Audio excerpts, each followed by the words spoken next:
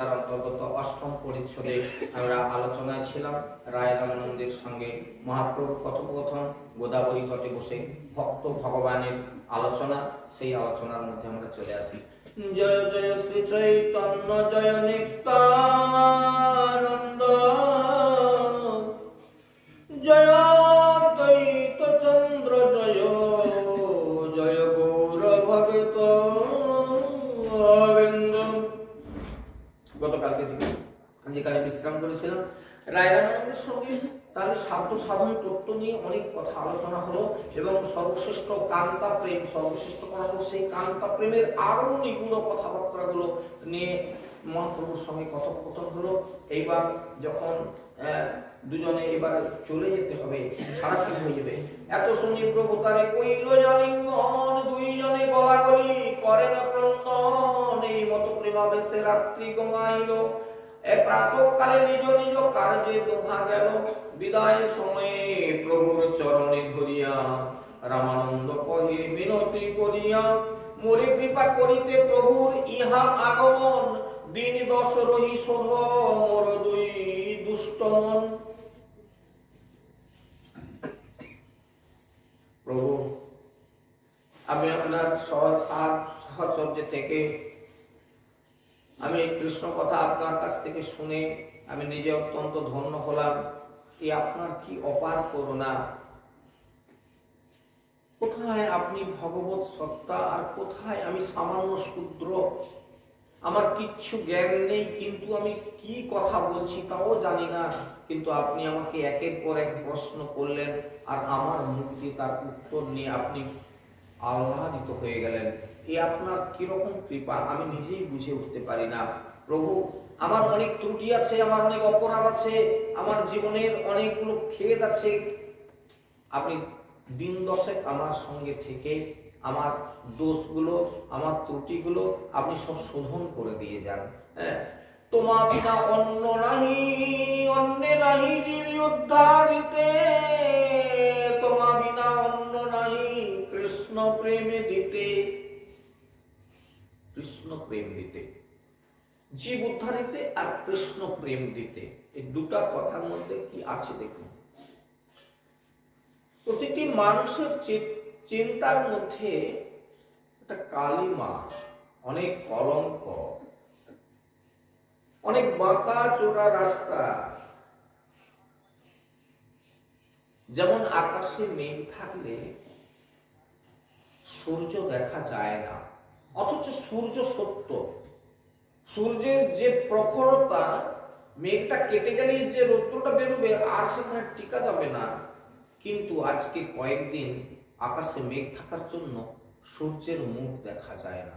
এমন ঘটনা তো আপনাদের জীবনে আছে না নেই? যদি থেকে থাকে তাহলে সেই মেঘটা কি? আমাদের মধ্যেও এইরকম কিছু মেঘ আছে যে মেঘের জন্য আমরা ভগবানকে দেখতে পাই না, অর্থাৎ সেই মেঘটা কিনা বিষয় বাসনারূপ যে মেঘ আছে আমাদের, এই মেঘটাকে কাটিয়ে উঠতে না পারলে চরম সত্যটা প্রকাশিত হবে না। প্রতিটি মানুষ ধন্য, আপনারা শুনে অবাক হবেন।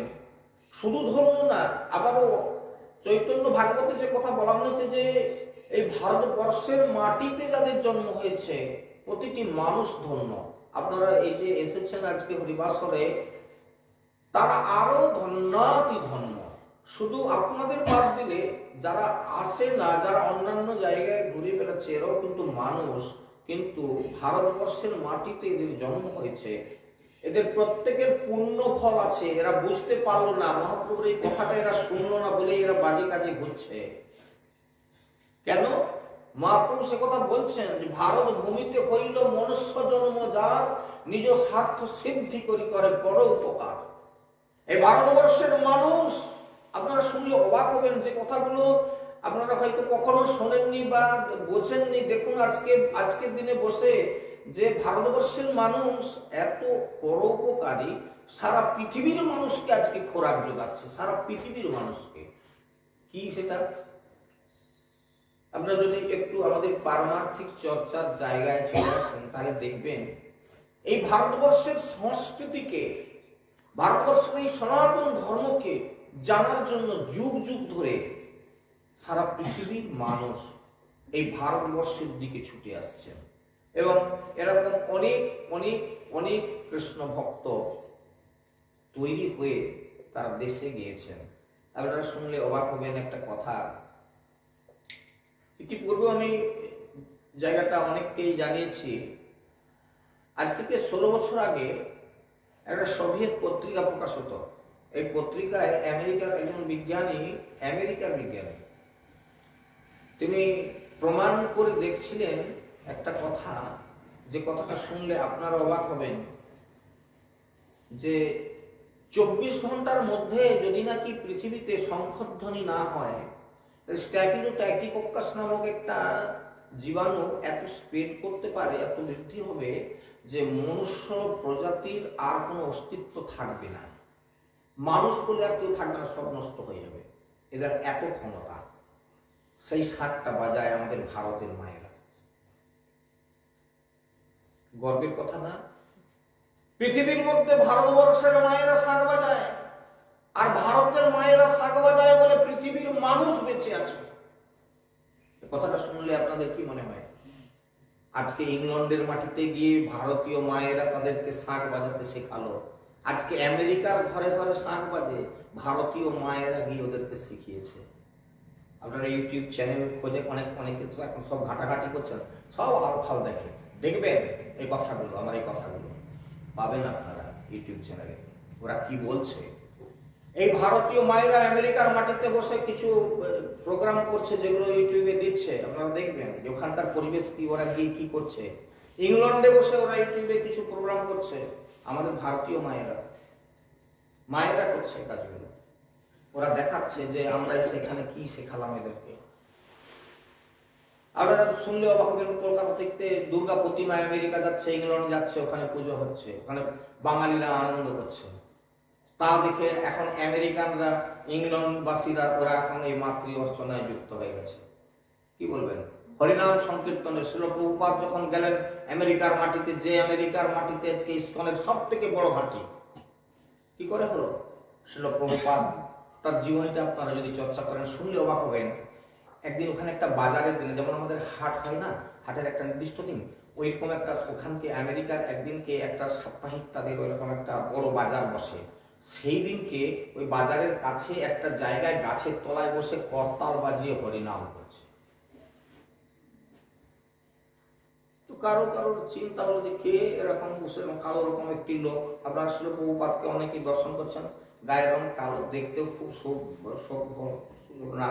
তো যাই হোক, এই মানুষটিকে দেখে তাদের কারোর হলো যে কাছে গিয়ে একটু দাঁড়ায়।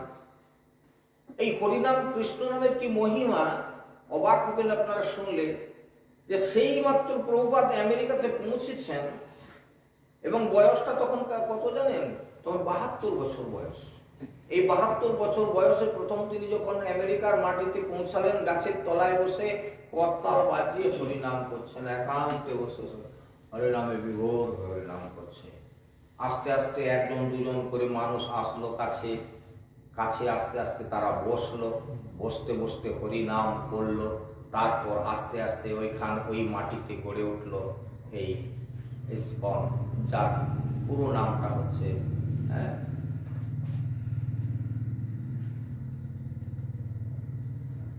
International society for Krishna consciousness. International society for Krishna consciousness অর্থাৎ কৃষ্ণ ভাবনামৃতের আন্তর্জাতিক কৃষ্ণ ভাবনামৃত সংঘের প্রতিষ্ঠা করলেন, আন্তর্জাতিক, সারা পৃথিবীর বুকে। তো আমি গীতা বিভাগের ছাত্র ইসকনের, যে কারণবশত আমাদের কাছে প্রতিটি দেশে, আমেরিকাতে কোথায় কোথায় মন্দির আছে, ইংল্যান্ডে কোথায় কোথায় মন্দির আছে, ওখানে কোন ফোন নাম্বারে কথা বলবো, এগুলো আমাদেরকে দেওয়া আছে। এমনকি আমাদেরকে এই সুযোগটা দেওয়া আছে, আমি যদি এখন ইংল্যান্ডের মাটিতে যাই, ওখানে যে মন্দির আছে, আমার সার্টিফিকেটটা, আমাদেরকে যে একটা কার্ড দেওয়া আছে, এটা দেখালে আমি ওখানে 3 দিন পর্যন্ত থাকতে পারবো ফ্যামিলি নিয়ে, এবং প্রসাদ পেতে পারবো। আমেরিকাতে, ইংল্যান্ডে গিয়ে আমরা সেই সুযোগটা পাবো, আমাদেরকে বলা আছে। যে কারণবশত সারা পৃথিবীতে এই আন্তর্জাতিক কৃষ্ণ ভাবনামৃত সংঘের যেখানে যেখানে সংস্থা আছে, প্রতিষ্ঠান আছে, সকলের ঠিকানা আমাদের কাছে আছে। এই যে এত বড় একটা উদ্যোগ, এই যে এত বড় একটা কর্মকাণ্ড, শিল প্রভুপাদ 72 বছর বয়সে যার সূচনা করেছিলেন, এই কয়েকদিনের মধ্যে এত স্প্রেড করেছে সংসারে। আজকে দেখবেন হাজার হাজার লক্ষ লক্ষ মানুষ সেখানে আসছে। যারা বাংলা বলতে পারে না, বাংলা বোঝে না, এরাও হরে কৃষ্ণ ভালো উচ্চারণ করতে না হরে কৃষ্ণ বলছে। হ্যাঁ, দেখলে বুকটা খুব ঝুলিয়ে যায়, কান্না আসতে পারে চোখে।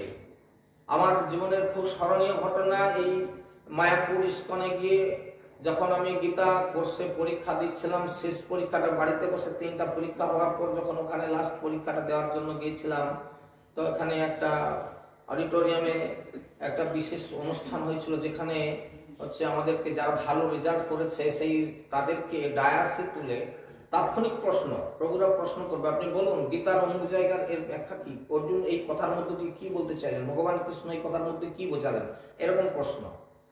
তো আমার সঙ্গে আমাদের কমল কাকু আছে না, ও আমার সঙ্গে গিয়েছিল, আমি ওকে নিয়ে গেছিলাম। আমার ভয় লাগছিল যে আমি তো কোনোদিন মায়াপুরে যাইনি, তুমি আমার সঙ্গে চলো, আমি তোমার খরচ খরচা বহন করবো, কোনো অসুবিধা নেই, তুমি খালি আমার সঙ্গে থাকবে।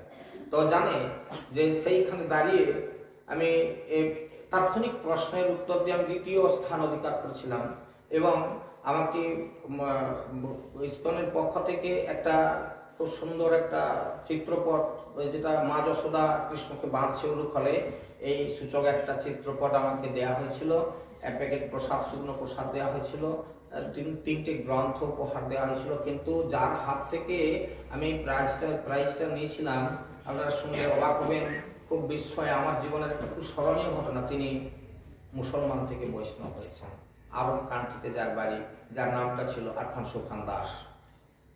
কি অদ্ভুত কথা, তিনি এই প্রাইজ বিতরণের শেষে আমাদেরকে উদ্দেশ্য করে কিছু কথা বলছিলেন। উনি আরবি ভাষা জানেন আর ইংরেজি জানেন। তো আমাদের যিনি গীতা বিভাগের হেড অফ দ্য ডিপার্টমেন্ট, উনি হচ্ছেন শ্রী ভক্তি পুরুষোত্তম স্বামী মহারাজ। তো ভক্তি পুরুষোত্তম স্বামী মহারাজ 14টা ভাষায় কথা বলতে পারেন, এবং এত সুন্দর ট্রান্সলেট, আপনারা ওর কাছে না বসলে, উনি উড়িষ্যার মানুষ, ওনার ওখানে ওনার জন্মস্থানে আমরা গিয়েছিলাম।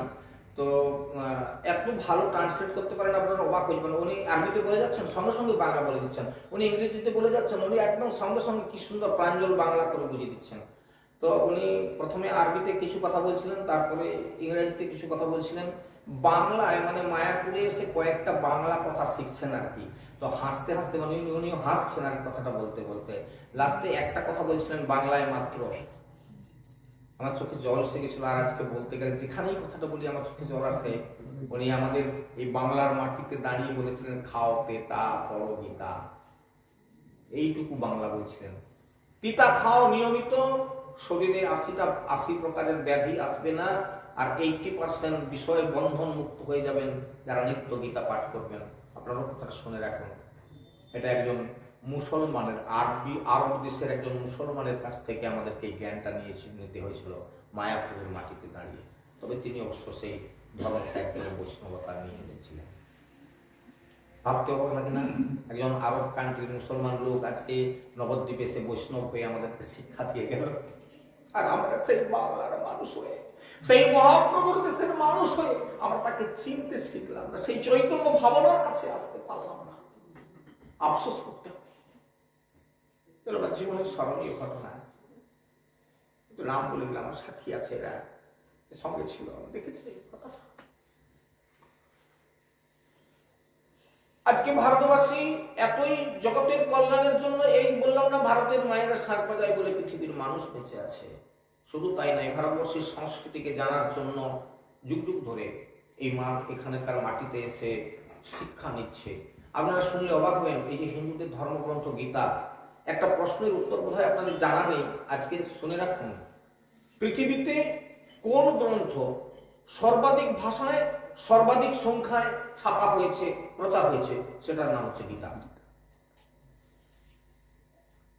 এটা আপনাদের যদি জানা না থাকে তাহলে আজকে জেনে রেখে দেন। এবং সেটা শুধু বেশি না, অনেক অনেক কয়েক গুণ, মানে অন্যান্য ধর্মগ্রন্থ, অন্যান্য গ্রন্থ, অন্যান্য সাহিত্য যা ছাপা হয়েছে তার 10-20 গুণ গীতা ছাপা হয়েছে এবং প্রচারিত হয়েছে প্রতিটি আঞ্চলিক ভাষাতে। শুধু এক একটা ভাষা না, কিছু আঞ্চলিক ভাষা আছে যে আঞ্চলিক ভাষাগুলো বিশেষ একটা এলাকার জন্য, সেই ভাষাতেও গীতা প্রচার করা হয়েছে, প্রকাশ করা হয়েছে, এবং আন্তর্জাতিক কৃষ্ণ ভাবনামৃত সংঘ এখন উদ্যোগ চালিয়ে যাচ্ছে যাতে করে গীতা পৃথিবীর প্রতিটি কর্নারে কর্নারে পৌঁছে যায়, এবং এই গীতার উপদেশকে কাজে লাগিয়ে তাহলে ভগবান কৃষ্ণ এই গীতার মধ্যে কি কথা বলেছেন। আমরা আমাদের বাড়িতে, সকলের বাড়িতে গীতা আছে, আমি এখনো জানি অনেক বাড়িতে গীতা নেই। খুব দুঃখের কথা। আজকে যারা এখানে উপস্থিত আছেন, আমি জানি, আমি কাউকে লজ্জা দিতে চাই না, যাদের বাড়িতে গীতা নেই আগামীকালে একটা গীতা গ্রন্থ বাড়িতে নিয়ে যাবেন। এটা এত পবিত্র বস্তু, এতে কি আছে জানার জন্য আজকে সারা পৃথিবীর মানুষ দৌড়াচ্ছে, তাদের ভাষায় এটাকে অনুবাদ করতে চাইছে, দিয়ে জানবার চেষ্টা করছে। এটা একটা ইতিহাস। আরো তো এত ধর্মগ্রন্থ আছে, সনাতন ধর্মের কথা আর অন্য কোথাও নেই। এই সনাতন কাকে বলে এ কথাটাও শিখেছিলাম একজন মুসলমানের কাছ থেকে। তখন আমি পিংলা কলেজের ছাত্র, একদিন বাড়ি ফিরছি, দেবরাতে একটা ধর্মসভা, একটা রাজনৈতিক সভা হচ্ছে, বাসগুলো চক থেকে আসবে না, কিছুটা এগিয়ে আসতে হবে। পপুলার ক্লাবের কাছে মিটিংটা হচ্ছে। একজন মুসলমান ডায়াসে উঠে কি প্রসঙ্গে জানি না বলেছিল, রাজনৈতিক বক্তৃতা দিকে উঠে বলছিল যে সনাতন ধর্ম, এই সনাতন ধর্ম কাহাকে বলে। উনি বলেছিলেন যার কোনো আনতন নাই, যার কোনো আদি নাই, এবং যার কোনো অন্ত নাই। পৃথিবী যেদিন তৈরি হয়েছিল, যেদিন থেকে মানুষের সৃষ্টি হয়েছিল, সেদিন থেকে সনাতন ধর্মের সৃষ্টি হয়েছে। চৈতন্য মহাপ্রভু এসেছিলেন সেটাকে অল প্রভাব মেন্টেন করার জন্য, অর্থাৎ এটাকে পুনরায় প্রচার করবার জন্য, কিন্তু চৈতন্য মহাপ্রভু কোনো নতুন ধর্ম দেয়নি। কি সনাতন ধর্মের ভিত্তিটাকে মজবুত করতে এসেছিলেন। সনাতন ধর্ম কাহাকে বলে? যার কোনো আনতন নাই। সেই জিনিসটাকে জানার জন্য ভারতের মাটিতে আসতেই হবে যুগ যুগ ধরে পৃথিবীর সমস্ত দেশকে। এই ভারতবর্ষের মানুষ, এই জন্য চৈতন্য ভাগবতে লেখা হয়েছে, ভারত ভূমিতে হইল মনুষ্য জন্ম, যার নিজ স্বার্থ সিদ্ধি করি করে পরোপকার। সেই ভারতবর্ষের মানুষ আপনারা, আমরা। মানুষ মাত্রই তারা ধন্য, তাদের জীবন ধন্য, তাদের পুণ্য আছে, তাহলে ভারতের মাটিতে তাদের জন্ম হতো না। এটা ভাববেন। আর একটা কথা মনে রেখে দেন, শেষ কথা, যেটা আজকে অনেক কিছু ভয় ভীতি বিভিন্ন জায়গা থেকে অনেক প্রকারের ওরা আওয়াজ আসছে ভারতবর্ষের মাটিতে। শুধু একটা কথায় সজাগ থাকবেন, এই ভারতবর্ষের ভূমিটা হচ্ছে ধর্মের ভূমি, এটা সনাতন ধর্মের মাটি। এই মাটিতে যে কেউ উৎপাত করতে আসলে তাকেই নিপাত হয়ে চলে যেতে হবে। শুধু ধর্মের খাতিরে এই কথাটাকে মনে রেখে দেন, যুদ্ধ দাঙ্গা করতে লাগবে না, মনের দিক থেকে শক্তি থাকবে। এই মাটিতে এসে কেউ উৎপাত করে ফিরে যেতে পারবে না, এবং তার প্রমাণও আপনারা পেয়েছেন ইতিমধ্যে, সেটা নতুন করে বলে দেওয়ার নয়। এই হচ্ছে সেই মাটি, যে মাটিতে যুগ যুগ ধরে ভগবান বেছে নিলেন তার জন্মভূমি, তার অবতীর্ণ হওয়ার জায়গাতে। ওই ইংল্যান্ডের মাটি ছিল, আমেরিকার মাটি ছিল, ভগবান একবার তো সেখানে জন্মগ্রহণ করতে পারতেন। এত বড় চীন দেশ ছিল, সেখানে যে আবির্ভাব হতে পারতেন না। বিষ্ণু সেই ধ্যান ধারণা শেখানোর জন্য ভগবান আসলেন এই ভারতবর্ষের মাটিতে। তেতায়াং যজতম খৈ রামচন্দ্র আসলেন যাগযজ্ঞ করলেন সেটা অযোধ্যার মাটিতে। দাপরে পরিচর্যায় শেখানোর জন্য ভগবান কৃষ্ণ আসলেন মথুরার মাটিতে। আর কলৌধরি কীর্তনাথ সেটা প্রচার করবার জন্য স্বয়ং চৈতন্য মহাপ্রভু আসলেন আমাদের বাড়ির সামনে একবারে নদিয়া নবদ্বীপের মাটিতে। কি দেখলাম? তাহলে এই ভিত্তিকে আমাদের জানতে হবে, প্রতিটি মানুষকে জানতে হবে কেন মানুষ আসবেন ধর্মের কাছে, কেন আপনাদের শুনতে হবে, কেন কাছে আসতে হবে, আমরা কোথায় আছি, আমরা কারা, আমাদের পরিচয় কি, এই অস্তিত্বটা আমাদেরকে খুঁজে বের করতে হবে। কি আমরা আজকে শুধু খাই ঘুমাই আর উপর চর্চা নিয়ে ব্যস্ত থাকলেই আমাদের জীবন না। আমরা কোথায় জন্মেছি, কি আমাদের কাজ, কি আমাদের দায়িত্ব। আমরা যদি বলি আজকে আমরা প্রথম বেঞ্চিতে বসে আছি, প্রথম বেঞ্চিতে বসে কারা গো? স্কুল কলেজে ভালো ছেলে মেয়ে যারা, তারা প্রথমের দিকে বসে, আর বাদ বাকি যারা ফুঁকদি মারা পার্টি সব পিছনে বসে, তাই না? ফুঁক ফাঁক করবে, ওই পিছনের দিকে গল্প গুজব করবে, কাকে ঢিল মারবে, কাকে চিঠি লিখবে ইত্যাদি, তাই সেগুলো পিছন বেঞ্চিতে বসে। আমরা সামনের বেঞ্চিতে বসে নেই। একটু লক্ষ্য করে দেখুন মহাপ্রভু কত আমাদের বাড়ির সামনে জন্মগ্রহণ করলেন। একবেলা বেরিয়ে পড়লে বেলা 10টায় গিয়ে আমরা নদিয়া নবদ্বীপে পৌঁছে যাবো, মায়াপুরে গিয়ে পৌঁছে যেতে পারবো, মহাপ্রভুর জন্মস্থানে পৌঁছে যেতে পারবো। এত ফার্স্ট বেঞ্চে আমরা বসে আছি। শুধু তাই না, আপনারা ইতিহাসটা আপনাদের জানা আছে কিনা, আমিও এখানে কিছুদিন আগে বলছিলাম যে এই যে বালিচক দিয়ে যে রেল বাঁধ গেছে, মহাপ্রভু এই রেল পথ বরাবর হেঁটে গেছেন নীলাচলে। তার প্রমাণ এই গোসাইজির মন্দির হাওড়ের সামনে যে গোসাই মন্দির। এই গোসাই মন্দিরের ইতিহাস, আমি একটা পত্রিকার গ্রাহক আছি, ওটা হচ্ছে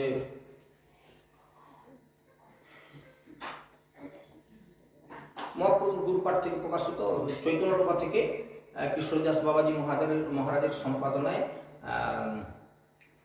এই মুহূর্তে নামটা মনে আসছে, ওই গ্রন্থে ওখানে একটা বৈষ্ণব রিসার্চ সেন্টার আছে, যে রিসার্চ সেন্টার থেকে অল্প কিছুদিন আগে একটা পত্রিকায় প্রকাশ করা হয়েছে যে মহাপ্রভু এই যে রামানন্দ গোসাই ছিলেন মহাপ্রভুর পার্শ্বদ, তিনি যখন নীলাচলে যাচ্ছিলেন এত বড় পার্শ্বদ ছিলেন যে মহাপ্রভুকে ছেড়ে তিনি থাকতে পারবেন না বলে মহাপ্রভুর পিছু নিয়েছিলেন। কিন্তু হাঁটতে হাঁটতে মহাপ্রভু যখন পার্শ্বদদেরকে সঙ্গে নিয়ে এই রাস্তা দিয়ে হেঁটে যাচ্ছিলেন, যে রেলপথ বরাবর হেঁটে গেছেন এই রেল লাইনের ধার দিয়ে, এবং এইখানে এসে রামানন্দ বললেন, প্রভু আমি আর চলতে পারছি না। মহাপ্রভু বললেন, রামানন্দ তুমি চলতে পারছো না, তুমি এখানে বসো, গাছের তলায় বসো, আমি কোনোদিন এখান দিয়ে ফিরে গেলে, গৌড় দেশে ফিরে গেলে আমি তোমাকে সঙ্গে করে নিয়ে যাবো, ততদিন তুমি এখানে বসে করে নাম করো। রামানন্দ কাঁদতে লাগলেন, চলতেও তো পারছেন না, যেতে পারবেন না, তাই বসে পড়লেন। বলছে, প্রভু আমি আজকে আপনার সঙ্গ ছাড়া হয়ে গেলাম, এত ভাগ্যহীন, আমি এত পাপী যে আপনার সঙ্গ থেকে আমি বঞ্চিত হয়ে গেলাম। কাঁদতে লাগলেন। মহাপ্রভু সঙ্গীদেরকে নিয়ে নাচতে নাচতে নাচতে নাচতে ওই রেলপথ বরাবর চলে যাচ্ছেন। গাছের আড়াল হয়ে গেল, যখন আর দৃষ্টি গোচর হচ্ছে না, মহাপ্রভু সেই গাছের আড়ালের মধ্যে যখন হারিয়ে গেলেন, রামানন্দ কাঁদতে কাঁদতে চোখ বন্ধ করলেন ওই পশ্চিম দিকে তাকিয়ে। এই জন্য রামানন্দ মন্দিরে, আপনারা গোসাই মন্দিরে গেলে দেখবেন পশ্চিম দিকে দরজাটা, কেন এই পশ্চিম দিকে মুখ করে রামানন্দ গোস্বামী বসে সমাধি হয়ে গেলেন ওইখানে বসে। সিদ্ধ বাবাজির সমাধি, এই পবিত্র জায়গা, আপনারা যাবেন, দর্শন করবেন, ওখানে গিয়ে প্রণাম করবেন সিদ্ধ বাবাজি। হ্যাঁ, এখানে গেলে যার যা মানুষ তা হয়, আপনারা জানেন হাজারো হাজারো মানুষ আজকে ওখানে যাচ্ছে। আর একটা সময় ছিল এখানে রাস্তাঘাটের সুবিধা ছিল না, আজকে রামানন্দজির কৃপায় এখন খুব সুন্দর রাস্তাঘাট হয়ে গেছে, খুব বড় চত্বর হয়ে গেছে, এখানে অনেক কিছু হরিনাম করার জন্য জায়গা, অফিস ইত্যাদি সব কিছু, বাজার টাজার সব কিছু তৈরি করে দেওয়া হয়েছে, খুব সুন্দর জায়গা। ধীরে ধীরে ধীরে ধীরে গোসাইজির কৃপায় অনেক কিছুই উন্নত হয়েছে, আপনারা একবার দর্শন করে আসবেন। আমাদের সামনে মহাপ্রভু এখান দিয়ে হেঁটে গেলেন, আমরা ভাগ্যবান নয়, আমাদের বাড়ির কাজ দিয়ে তিনি হাঁটতে হাঁটতে গেলেন, পার্শ্ববৃন্দ দিয়ে নাচতে নাচতে গেলেন। তাহলে আমরা প্রথম বেঞ্চে বসে আছি কিনা ভাবুন তো। আপনারা প্রত্যেকেই কৃতি ছাত্র ছাত্রী, তাই প্রথম বেঞ্চে বসে আছেন, তাই মহাপ্রভু সামনে আমাদেরকে রেখেছেন। কি আমরা তো অনেক দূরে থাকতে পারতাম, অনেক দেশ আছে, সেই দক্ষিণ ভারত আছে, উত্তর ভারত আছে, মহাপ্রভু তাদের কাছে তো জাননি, কিন্তু আমরা এত কাছে মহাপ্রভুর কাছে জন্মগ্রহণ হয়েছে, আমাদের মাটিটা এমন জায়গায় জন্ম হয়েছে, হ্যাঁ, ঈশ্বরের করুণায় দেখুন আমরা একদম মহাপ্রভুর সামনেই আছি। সুতরাং আমরা প্রত্যেকে ভাগ্যবান, ভাগ্যবতী। নিজেদের এই ভাগ্যটাকে লক্ষ্য করে, যেমন অনেকে যদি কেউ ভাবে আর কি, আমি কি বাড়ির ছেলে, এটা যদি ভাবতো তাহলে তাদের অনেক উন্নতি হতো। আজ আমার বাবার এত বড় নাম, চারদিকে সুনাম, আমি যদি আজকে এই কাজটা করি আমাকে লোকে কি বলবে, এই যে ভাবনা, আমরা যদি আজকে ভাবি মহাপ্রভু আমাদের বাড়ির কাছে আসলেন, আর আমরা কিনা আন কথা দিয়ে এরকম অন্যায় পথে চুরি চামারি নিয়ে, বদমাশি নিয়ে আমি বেঁধে আছি, কি একটু ভাবলে অবাক লাগে না? যারা ভালো বাড়ির ছেলে তাদের যদি এরকম একটা চেতনা আসে যে আমার বাবা এরকম একটা নাম করার লোক, তাকে লোকে এত শ্রদ্ধা করে, আর আমি তার ছেলে হয়ে চুরি করবো, ঠিক আমরা কি কথা ভাবতে পারি না যে আজকে মহাপ্রভু আমাদের এত বাড়ির সামনের লোক, আমাদেরকে কৃপা করার জন্য এখান দিয়ে তার চরণ ধুলি পড়ে পড়ে গেছে গো, এত সোজা কথা না। স্বয়ং ভগবান হেঁটে গেছেন, তার চরণ ধুলি ওই মাটিতে আজও পড়ে আছে, সেই মাটিতেই আমরা আছি, সামনে আমরা আছি, ওই বালিচোক আমরা ডেলি যাই আসি, কিন্তু ওই বালিচোক দিয়ে মহাপ্রভুর চরণ ধুলি পড়ে আছে। উপলব্ধি করুন। এই জন্য শাস্ত্র কথা শুনলে আস্তে আস্তে আস্তে আস্তে আমাদের চক্ষু খুলতে থাকবে। তার থেকেও একটু বড় কথা, আপনারা হয়তো এই প্রসঙ্গে, এই মহাপ্রভুর কথা প্রসঙ্গে একটা কথা বলে রাখি, আমরা মেদিনীপুরের মানুষ। এই মেদিনীপুর জায়গাটা কত কারণে বিখ্যাত জানেন? যুগ যুগ ধরে ভগবান এই মাটিতে এসেছে, মেদিনীপুরের মাটিতে। আপনারা এইটুকু তমলুকে যাবেন, পূর্ব মেদিনীপুর, যেখানে ভগবান কৃষ্ণ এসেছিলেন প্রমাণ আছে, আজও দাঁড়িয়ে আছেন। তমলুকের রাজা ছিলেন তাম্রলিপ্ত রাজা, যে তাম্রলিপ্ত রাজা ভগবানের অত্যন্ত প্রিয় ভক্ত ছিলেন। একদিন রাত্রিতে কাঁদতে কাঁদতে বলছে, প্রভু আমি কি আপনার কোনোদিন সাক্ষাৎ করতে পারবো না? চোখের জলে ঘুমিয়ে পড়েছে, চোখের জলে কাঁদতে কাঁদতে ঘুমিয়ে পড়েছে। প্রত্যেক দিন ডাকতেন রাত্রিতে এরকম, প্রভু আমার কি একটু ভাগ্য হবে না? আপনি আমাকে কোনোদিন করুণা করবেন না? আমি কি আপনাকে সাক্ষাৎ দর্শন করতে কোনোদিন পারবো না? তাম্রলিপ্ত রাজা সকালবেলায় উঠে বাড়ি থেকে বেরোচ্ছেন, দেখেন না ভগবান কৃষ্ণ অর্জুনের রথে চড়ে এসে নাম দিচ্ছেন রথ থেকে। রাজা বলে, আমি এটা কি দেখতেছি, স্বপ্ন দেখতেছি না সত্যি দেখতেছি? অমনি হাহাকার করে ডাক দিলেন, প্রভু আপনি?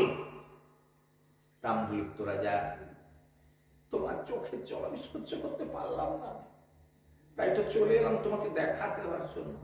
তুমি কি চাও আমার কাছে? এত কাঁদো কেন? তুমি কি চাও? তাম্রলিপ্ত রাজা করজোড়ে বলেছিলেন, প্রভু এই যেমন আপনাকে দেখছি অর্জুনকে নিয়ে আপনি এসেছেন, এই যে নামছেন, এই রূপেই আমি যেন প্রত্যেক দিন সকালবেলা দেখতে পাই। ভগবান বললেন, তথাস্তু, সেটাই দেখতে পাবে।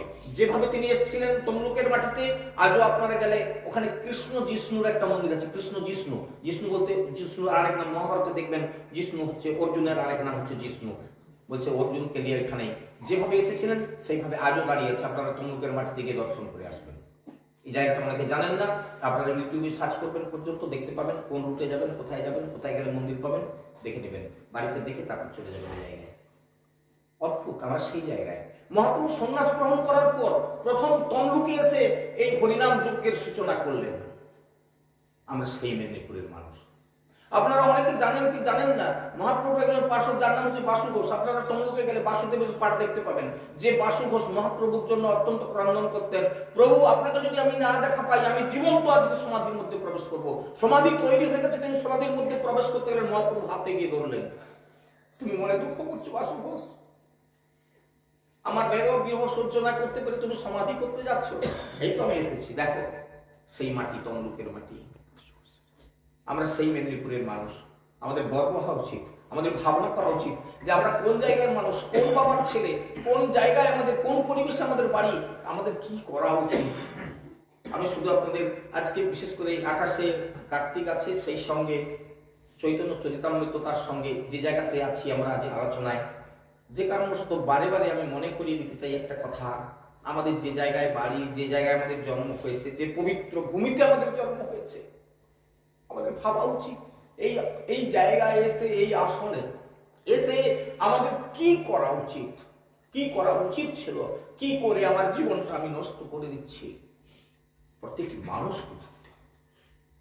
আমরা চৈতন্য চরিতামৃত আলোচনা প্রসঙ্গে, যেখানে রায় রামানন্দের সঙ্গে মহাপ্রভুর কথোপকথন হচ্ছে, রায় রামানন্দ প্রশ্ন রেখেছেন, প্রভু আপনি অন্তত 10 দিন থেকে আমাকে সংশোধন করে দিয়ে যান, আমার মধ্যে অনেক ত্রুটি আছে, অনেক অপরাধ আছে, আর তাছাড়া আপনি ছাড়া অন্য কেউ পারবে না, অন্য কেউ শোধন করতে পারবে না। তোমা বিনা অন্য নাহি জীবে উদ্ধারিতে, তোমা বিনা অন্য নাহি কৃষ্ণ প্রেমে দিতে।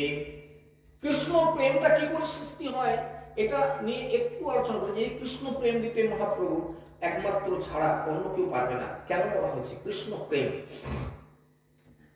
আজকে যে কথাগুলো আমরা বলতে চেষ্টা করছি, যে ভাবনা আপনাদের মধ্যে জাগানোর জন্য চেষ্টা চালিয়ে যাচ্ছি, সেই কথাটা হচ্ছে আমাদের এই বৈষয়িক মেঘটা কেটে গেলেই কিন্তু সূর্য উঠবে।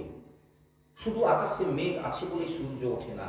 প্রতিটি মানুষ, আপনারা বুকে হাত দিয়ে চিন্তা করুন, এই কৃষ্ণ ভাবনা ভাবতে ভাবতে দেখবেন যে এই মেঘ একদিন কেটে যাবে। এই মেঘ কেটে গেলে দেখবেন উজ্জ্বল আকাশে উজ্জ্বল সূর্য উঠবে, আর সেই সূর্যের কিরণ একেবারে প্রতিটি মানুষের মুখমণ্ডলকে উদ্ভাসিত করে দেবে। সেটা হচ্ছে কৃষ্ণ ভাবনা। শুধু ভজন সাধন করুন, কৃষ্ণ ভজন করুন, তার প্রতি শ্রদ্ধা অর্পণ করুন। কৃষ্ণ প্রেম কি করে হয়? মনের মধ্য থেকে গ্লানিগুলো চলে গেলে, মায়াগুলো চলে গেলে, মনের মধ্য থেকে এই পাপগুলো চলে গেলেই কিন্তু আমাদের মনের মধ্যে কৃষ্ণ প্রেম জাগৃত হবে। এবং মহাপ্রভুই মাত্র সেই কৃষ্ণ প্রেমটা কলির জীবকে শিক্ষা দেওয়ার জন্য, প্রভু কহে আইলামে তুমি শুনি তোমার গুণ। মহাপ্রভু বলছেন, রামানন্দ আমি তো তোমার কথা শুনেই আমি গোদাবরী তটে আসলাম তোমাকে দেখা করার জন্য। জয়ছে শুনিল তৈছে দেখিল তোমার মহিমা, রাধা কৃষ্ণ প্রেম রস জ্ঞানের তুমি সীমা। আমি ভেবেছিলাম যে কথা, আজকে দেখেও আমার তাই মনে হলো যে তুমি রাধা কৃষ্ণ প্রেমের একমাত্র সীমা, তোমার মধ্যেই সবকিছু আছে। 10 দিনের কার কথা যাবত আমি জীব। রামানন্দ তুমি আমার কাছে প্রার্থনা করছো 10 দিন থাকার কথা। আমি তোমার সঙ্গে কথোপকথন করে এত খুশি হয়েছি, এত আনন্দ পেয়েছি, আমি সারা জীবন তোমাকে ছাড়ব না। তুমি আমি দুজনে নীলাচলের মাটিতে বসে কৃষ্ণ কথা রসে, কৃষ্ণ নাম রসে এই জীবনটা কাটিয়ে দেবো। রামানন্দ, তুমি বরং আমাকে সেইরকম একটা সুযোগ দাও। হ্যাঁ, ওই যে 10 দিনের কার কথা, যাবতে যে আমি জীব তাবৎ তোমার সঙ্গ ছাড়িতে নারিব, নীলাচলে তুমি আমি রহিব এক সঙ্গে, সুখে গাইব কাল কৃষ্ণ কথা রঙ্গে। এত বলি দুহে নিজ নিজ কার্যে গেলা, সন্ধ্যাকালে রায় পুনরায় আসিয়া মিলিলাম। এই প্রসঙ্গে এবার একটা কথা বলি। এই রামানন্দ পরবর্তীকালে বিষয় আশ্রয়, প্রচুর বিষয় আশ্রয় ছিল, কিন্তু বৈষয়িক জীব আমি আগে বলেছি, সমস্ত বিষয় আশ্রয় ত্যাগ করে মহাপ্রভু বললেন যে আমি প্রচার করতে করতে নীলাচলের মাটিতে যাচ্ছি, আর তুমিও সবকিছু ত্যাগ করে নীলাচলে চলে এসো, ওখানে দেখা হবে, ওখানে থাকবো দুজনে। কোথায় সে জায়গাটা? আপনারা শ্রীক্ষেত্রে গেলে, পুরীধামে গেলে যাবেন ওই জায়গাটাতে, যে জায়গাটার নাম হচ্ছে কাশী মিশ্র ভবন, আর যেটা আপনারা যে নামটা জানেন সেটা হচ্ছে গম্ভীরা। গম্ভীরা এটা কাশী মিশ্র ভবন, কাশী মিশ্রের বাড়ি এটা, আর এটার নাম হচ্ছে গম্ভীরা। আপনারা জায়গাটা কোথায় অবস্থিত? আপনারা যদি নীলাচলে যান, পুরীতে যান, পুরীতে গিয়ে আপনারা জগন্নাথ মন্দিরে যাওয়ার জন্য যদি যান, তাহলে সমুদ্রের ধারে দেখবেন একটা মহাপ্রভু স্ট্যাচু আছে, খুব বড় মহাপ্রভু স্ট্যাচু আছে, এরকম স্ট্যাচু আপনারা দর্শন করছেন। এই স্ট্যাচুর সামনে দিয়ে যে টেম্পল রোড চলে গেছে, টেম্পল রোড বরাবর আপনারা যদি জগন্নাথ মন্দিরের দিকে এগোতে থাকেন, তাহলে জগন্নাথ মন্দির যেতে অল্প কিছুটা রাস্তা বাকি থাকবে, দেখবেন রাস্তার ডান দিকে একটা অ্যারো দিয়ে লেখা আছে গম্ভীরা যাইবার পথ। এই পথ ধরে গম্ভীরাতে যাবেন, যেখানে মহাপ্রভু 24 বছর বয়সে তিনি সন্ন্যাস গ্রহণ করে নীলাচলের মাটিতে চলে গেলেন, কিন্তু 24 বছরের মানে কয়েকদিন নীলাচলে থেকে তিনি দক্ষিণ ভারতে ভ্রমণ করতে চলে গেছিলেন, প্রচার করতে চলে গেছিলেন। 6 বছর তিনি দক্ষিণ ভারতে ভ্রমণ করেছেন, 6 বছর। পরের যে 18 বছর, তিনি মূল 48 বছর এই পৃথিবীতে প্রকটিত ছিলেন মহাপ্রভু। তার মধ্যে 24 বছর কেটেছে নবদ্বীপের মাটিতে, 6 বছর দক্ষিণ ভারত ভ্রমণ করতে কেটেছে, বাকি যে 18 বছর তিনি প্রকটিত ছিলেন। এই 18 বছর একটা জায়গাতে রায় রামানন্দের সঙ্গে কথোপকথন প্রসঙ্গে, লীলা প্রসঙ্গে থেকে গেলেন, সেটা হচ্ছে কাশী মিশ্র ভবন, ওটার নাম হচ্ছে গম্ভীরা। ওই গম্ভীরাতে গেলে দেখবেন একটা ছোট্ট মাত্র একটা রুম, এইটুকু চওড়া আর এই একটু লম্বা, এইটুকু মাত্র জায়গা। পশ্চিম দিকে একটা ছোট্ট দরজা আছে, আর উত্তর দিকে এখন একটা জানালা কাটা হয়েছে। কারণটা কি? মহাপ্রভু যেখানে 18 বছর ছিলেন, মহাপ্রভুর কি আছে, কিভাবে থাকতেন, এটা ভক্তদের দেখার খুব উৎসুকবশত মানে ভিড় করেন বলে ওই পশ্চিম পাশের ছোট দরজাটা দিয়ে মানুষ অনেক সময় ওখানে পড়ে যায়, মাথায় ঠোকা লাগে ইত্যাদি কারণে এখন একটা উত্তর দিকে একটা ছোট্ট একটা জানালা করে দেওয়া হয়েছে। ওখান দিয়ে উঁকি মেরে দেখেন যে ভেতরে কি আছে, কেমন জায়গাটাতে মহাপ্রভু 18 বছর ছিলেন। তো ওখানে মহাপ্রভুর হাতের কিছু লেখা আজও আছে, একেবারে মহাপ্রভুর অরিজিনাল হাতের লেখা আছে, আর মহাপ্রভুর কিছু ছেঁড়া কাঁথা। তো মায়েরা যদি পারেন তো প্রভুর কাঁথা যদি সেলাই করে দিয়ে আসতে পারবেন। ছিঁড়ে গেছে মা, কাঁথা একদম ছেঁড়া, পচা ছেঁড়া এরকম হয়ে গেছে, তবুও সেই কাঁথাটা মহাপ্রভুর ব্যবহারিক কাঁথা রাখা আছে গম্ভীরার ভেতরে। এটা আপনারা আজও গেলে দর্শন করে আসবেন। ওটাকে গতবার গিয়ে দেখলাম যে ওটাকে একটা কাঁচের, ওই কাঁথা ছেঁড়া কাঁথাটাকে একটা কাঁচের বাক্সর মধ্যে রাখা হয়েছে এখন, একেবারে ওটাকে আরো সুন্দরভাবে যত্ন করে রাখার জন্য, ঐতিহাসিক জিনিস তো এটাকে রাখার জন্য এরকম একটা ব্যবস্থা নেওয়া হয়েছে। তো কারোর যদি দয়া হয় একটু কাঁথা সেলাই করে ভালো করে রেখে দিয়ে আসবেন। যাই হোক, তো মহাপ্রভু এই জায়গাটাতে 18 বছর কাটালেন। রামানন্দ বলছিলেন যে 10 দিন আমার কাছে থেকে আমাকে শোধন করে দিয়ে যান, আর মহাপ্রভু বলেছিল রামানন্দকে, রামানন্দ তুমি 10 দিনের কথা কি বলছো, আমি যাবৎ জীব মানে যতদিন বেঁচে থাকবো আমি তোমার সঙ্গে থাকবো। এবং কথা রেখেছিলেন তিনি। এই গম্ভীরাতে এসে মহাপ্রভু 18 বছর থাকলেন। আর রামানন্দ তার সঙ্গী রূপে কে কে ছিলেন? মহাপ্রভুর কাছে 2 জন মাত্র, এক রামানন্দ, রায় রামানন্দ, আর একজন স্বরূপ। এই 2 জন মাত্র ভক্ত। রাত্রিতে দিনে নিত্য কীর্তন ঈশ্বর দর্শন, রাত্রে রায় স্বরূপ শনে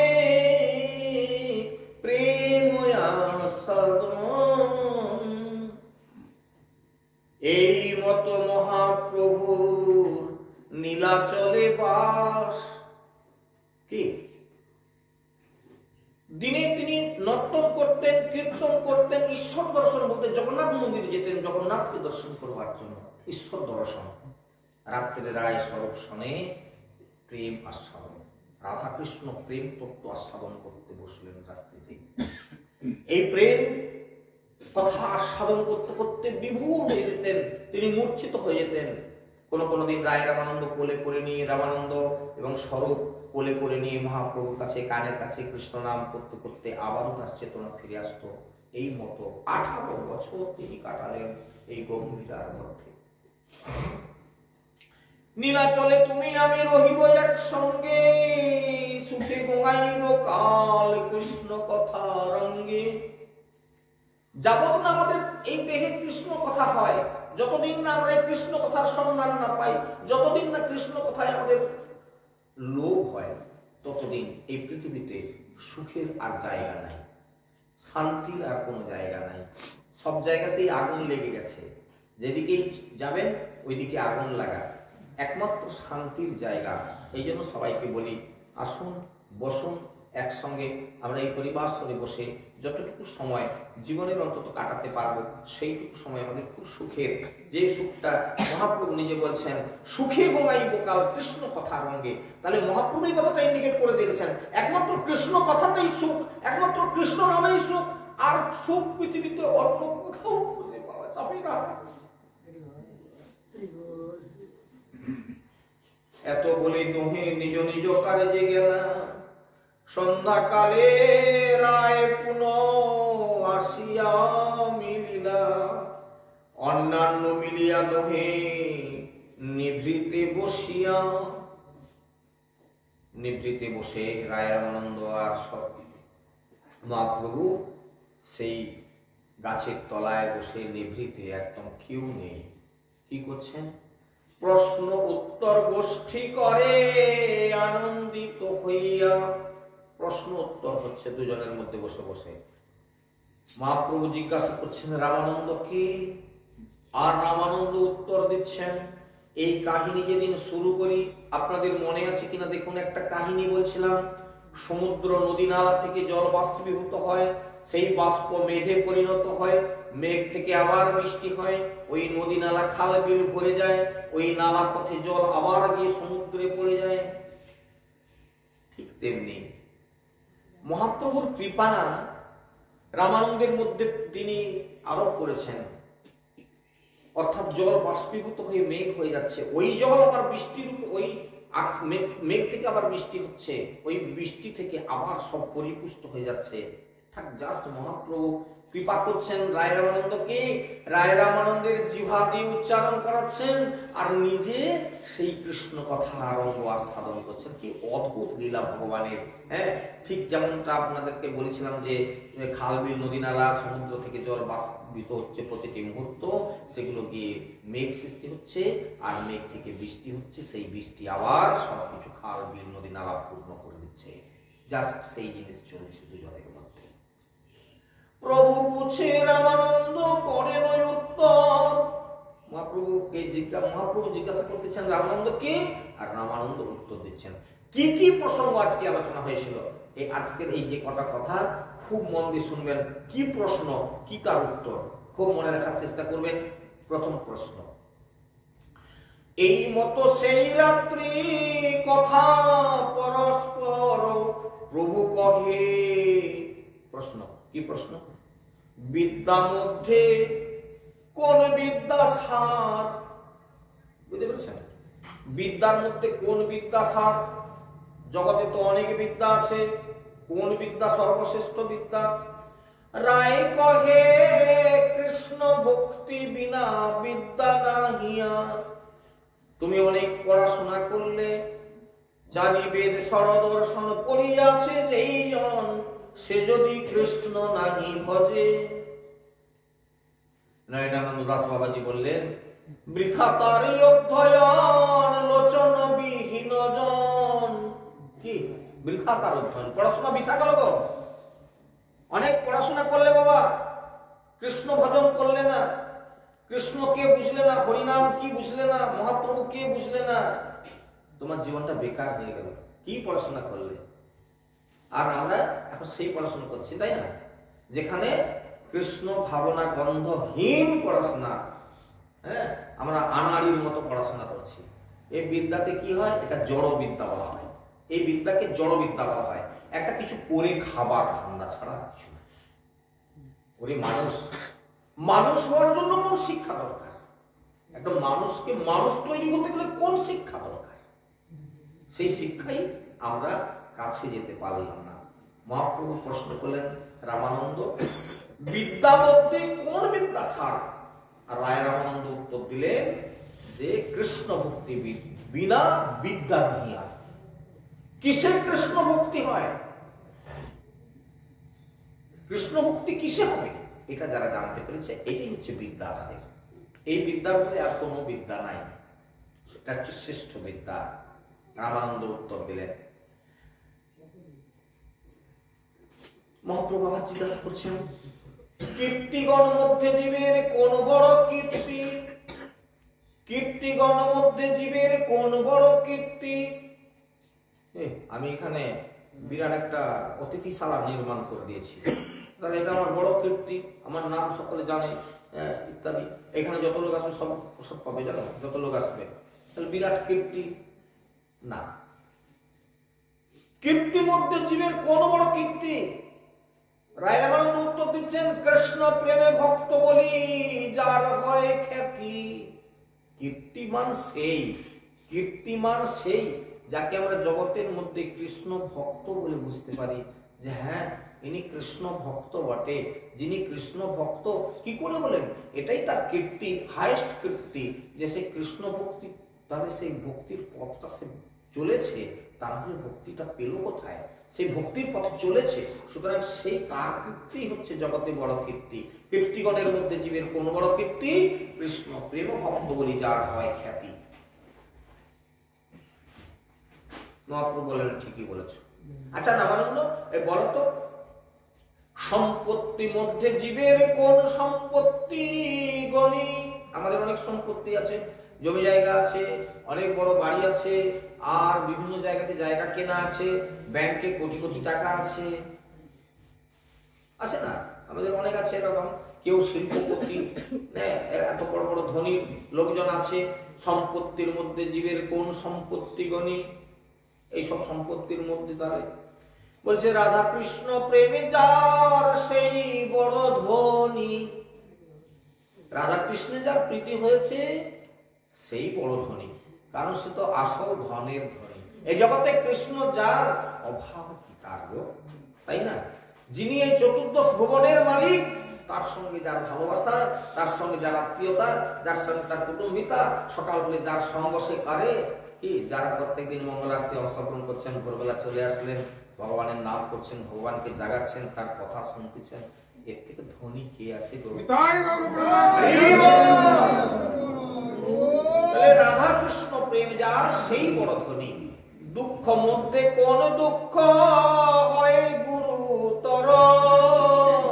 মহাপ্রভু বলছেন, রামানন্দ, দুঃখের মধ্যে কোন দুঃখ সব থেকে গুরুত্বপূর্ণ দুঃখ? বলছে কৃষ্ণ ভক্ত বিরহ বিনু দুঃখ নাহি আর। কৃষ্ণ ভক্ত বিরহ বিনু দুঃখ নাহি আর। কৃষ্ণ ভক্ত বিরহ বিনু দুঃখ নাহি আর। দুঃখিত তো সেখানেই হতে হয়, কোন কৃষ্ণ ভক্তের সঙ্গ যখন আমরা ছাড়া হয়ে যাই, আমাদের এমন কিছু আচরণ করা উচিত না কোন কৃষ্ণ ভক্তের সঙ্গ যেন আমাদের ছেড়ে না যায়। সুতরাং আজকে আমাদের অনেক সৌভাগ্য যে আমরা এরকম একটি হরিবাসরে এসে বসতে পেরেছি।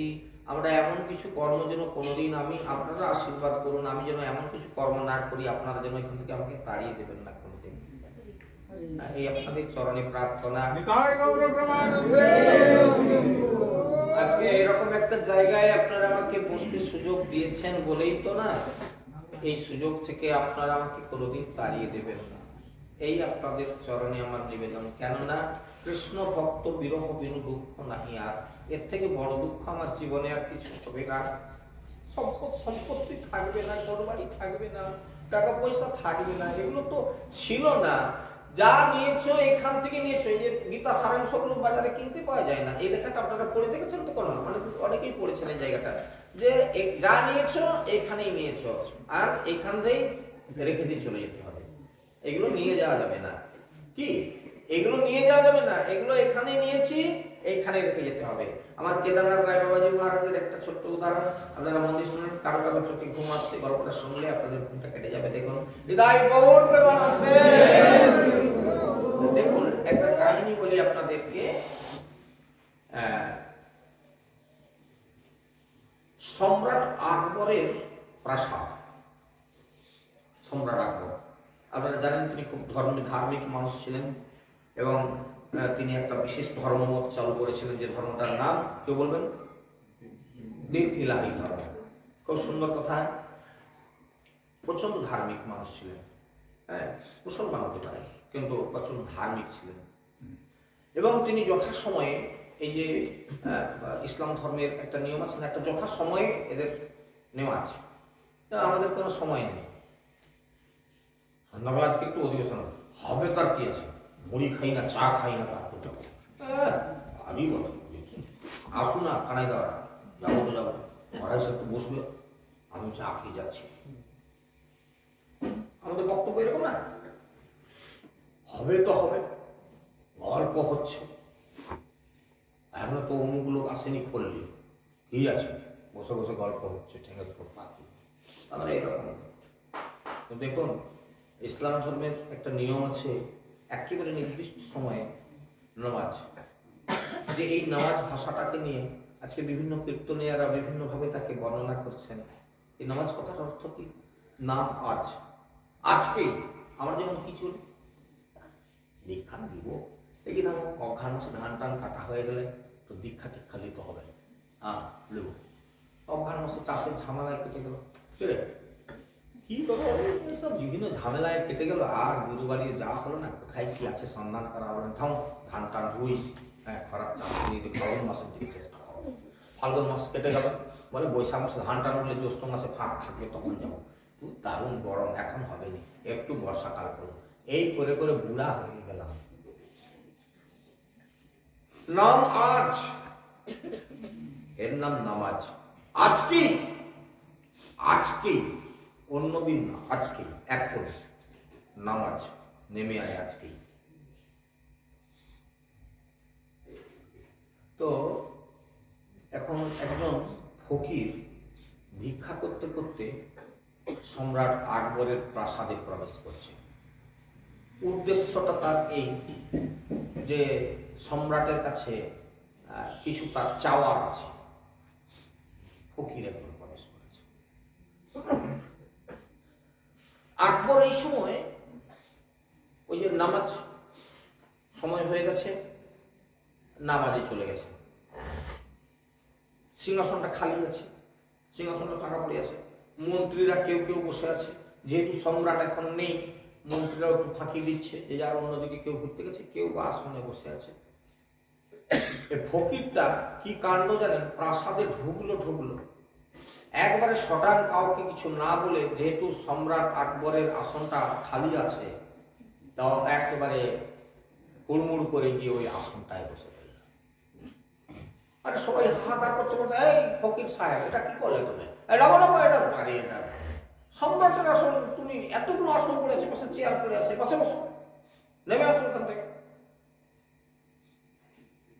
ফকির বসে আছে আর মুড় দেখছে, ডাঁটে বসে আছে। আর সেই জন্য বলতে চাই, কেন নামতে হবে? ভারী তোমরা বলিস আমি যাবো না। তো এখন লোকজন তাকে গালাগালি করছে, না তার রাজার লোকজন আছে, হাঁটো বেরো, এত জায়গা আছে, সম্রাটের সঙ্গে গিয়ে বলছে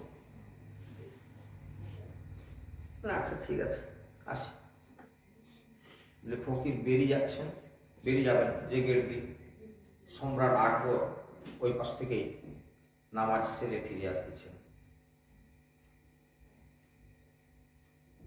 ফকির সাহেব আপনি চলে যাচ্ছেন,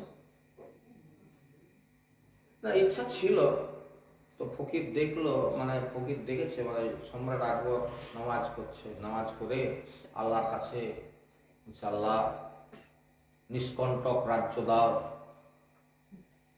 ধনাগারে ধন পূর্ণ রাখো, তুমি আমার ঐশ্বর্য দাও, আল্লাহর কাছে চাইছে।